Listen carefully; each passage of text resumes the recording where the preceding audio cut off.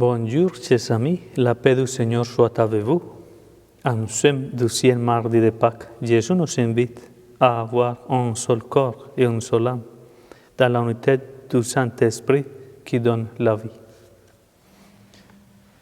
L'évangile à méditer, c'est l'évangile de Saint Jean.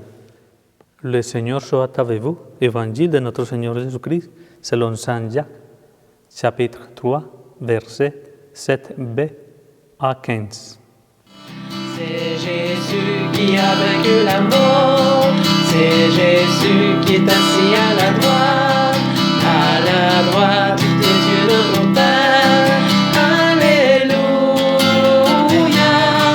Alléluia, Alléluia, Alléluia, Amen. En ce temps-là, Jésus disait à Nicodème, « Il vous faut naître d'en haut. Le vent souffle où il veut. Tu entends sa voix, mais tu ne sais ni d'où il vient, ni où il va.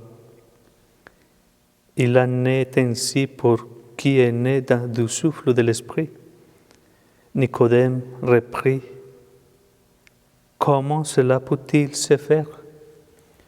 Jésus lui répondit, « Tu es un maître qui enseigne Israël, et tu ne connais pas ces choses-là. Amen, amen. Je te le dis, nous parlons de ce que nous savons, nous témoignons de ce que nous avons vu, et vous ne recevez pas notre témoignage. Si vous ne croyez pas lorsque je vous parle des choses de la terre, comment croirez-vous quand je vous parlerai des choses du ciel? Car nul n'est de monter au ciel sinon celui qui est descendu du ciel, le Fils de l'homme. De même que le serpent de bronze fut élevé par Moïse dans le désert, ainsi faut-il que le Fils de l'homme soit élevé afin qu'en lui tout homme qui croit ait la vie éternelle. Acclamons la parole de Dieu. C'est Jésus qui a vaincu la mort, c'est Jésus qui est assis à la droite des dieux de mon Père. Alléluia, Alléluia, Alléluia,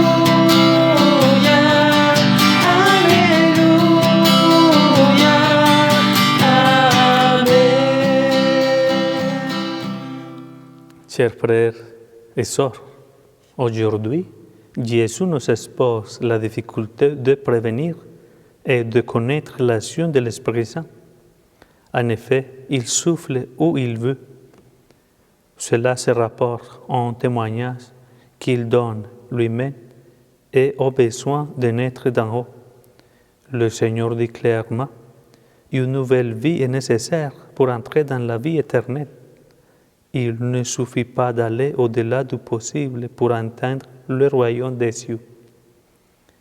Il faut une nouvelle vie régénérée par l'action de l'Esprit de Dieu.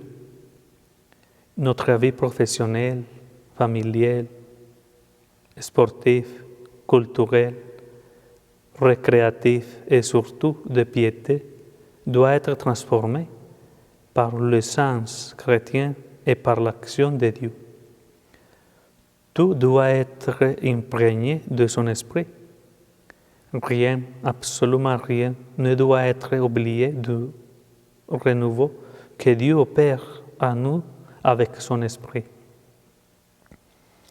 Jésus-Christ nous transforme et nous attire à lui, qui était élevé sur la croix et qui est ressuscité. Et c'est lui qui nous envoie l'Esprit de Dieu, celui qui est venu d'en haut. Celui qui a montré sa puissance et sa bonté par de nombreux miracles. Celui qui a fait la volonté du Père. Lui qui a souffert au point de verser la dernière goutte de sang pour nous. grâce à l'Esprit qui nous enverra, nous pouvons monter au royaume des cieux. Par lui, nous obtenons une adoption filiale. Par lui, nous avons la confiance de nommer Dieu avec le nom de Père, la participation de la grâce et le droit de participer à la gloire éternelle. Accueillons à nous l'action de l'Esprit, écoutons-le et appliquons ces inspirations pour que chacun de nous soit à sa place habituelle, un bon exemple qui rayonne de la lumière du Christ.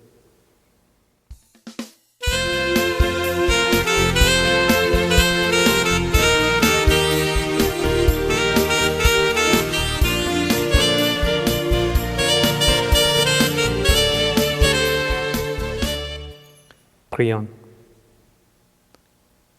La joie n'est pas seulement un sentiment, mais elle dépend aussi de notre volonté.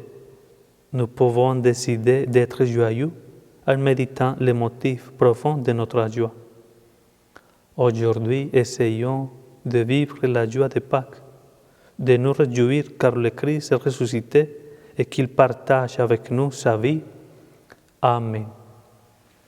Que le Seigneur vous bénisse, le Père, le Fils et le Saint-Esprit. Amen. Bonne journée.